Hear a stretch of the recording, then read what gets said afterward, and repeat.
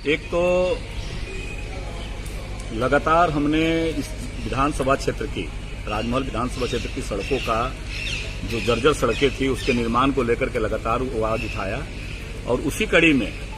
अभी साहेबगंज शहर के मुख्य मार्ग को छोड़ करके जो अन्य प्रमुख मार्ग थे, जैसे रेलवे, पूर्वी रेलवे फाटक से लेकर के और एसडीओ ऑफिस होते हुए पुरानी साहेबगंज होकर के आपको ग्रीन होटल तक, उसी प्रकार से टमटम स्टैंड से लेकर के और फिर उधर से पीछे होते हुए नगर भवन होते हुए वो पूर्वी फाटक तक, उसी प्रकार से सुभाष चौक से हो करके और समाहरणालय होते हुए स्टेडियम हो करके एलसी रोड तक, ऐसे जो जो मुख्य मार्ग थे उसका पीडब्ल्यूडी के माध्यम से 10.5 करोड़ की स्वीकृति हुई है और इसकी निविदा भी निकल चुकी है। और आने वाला समय में जैसे ही निविदा प्रक्रिया पूरी होगी शहर के मुख्य मार्ग बहाल हो जाएंगे।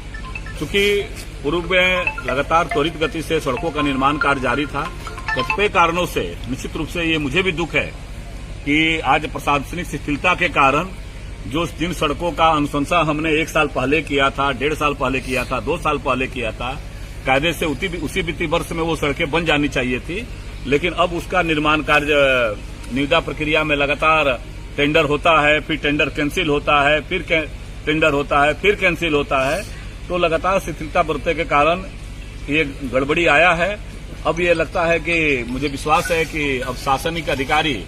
इस संवेदनशीलता के साथ ऐसे सड़कों में विलंब नहीं करेंगे और साहेबगंज और राजमहल विधानसभा की जो सड़कें हैं, जिस सड़कों का हमने स्वीकृति दिया है, जिसकी अनुशंसा किया है, उन सड़कों पर निर्माण कार्य तेजी से होगा। तो क्या लगता है कि जो यहाँ की जनता है इस पर से कहीं न यहाँ की जो अभी सरकार है, सत्तासीन सरकार, उन्होंने राजनीतिक विद्वेष की भावना से जनता के प्राथमिकता को उसको नहीं दिया, आवश्यकता को नहीं, सरकार को प्राथमिकता में सड़कों को देखना चाहिए।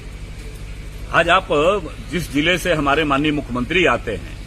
कह सकते हैं कि सरकार के दोनों प्रमुख स्तंभ इसी क्षेत्र से आते हैं, इसी जिले से आते हैं। उसके बावजूद भी यहाँ के लोगों को गड्ढे में चलना पड़े तो इससे बड़ा दुर्भाग्य नहीं हो सकता। ये बात मैंने सदन के अंदर भी इस बात को कहा था और माननीय मंत्री उस समय के जो प्रभारी मंत्री थे उन्होंने उत्तर दिया था कि 15 दिनों के अंदर काम चालू हो जाएगा। लेकिन दुर्भाग्यवश तरीके से 15 दिनों की जगह पर 1500 दिन होने जा रहा है, लेकिन वो काम नहीं हुआ। लेकिन चलिए, देर से सही। अब मुझे विभाग के प्रधान सचिव ने भी आश्वस्त किया है, एनएचआई के जो यहाँ के प्रोजेक्ट डायरेक्टर हैं उन्होंने भी भरोसा दिया है कि जल्द ही सर इसकी प्रक्रिया हम उसको पूरा करके और इसका निर्माण कार्य हम पीडब्ल्यूडी के माध्यम से कराएंगे। ऐसा एनएचआई का यहाँ के परियोजना निर्देशक ने मुझे आश्वस्त किया है।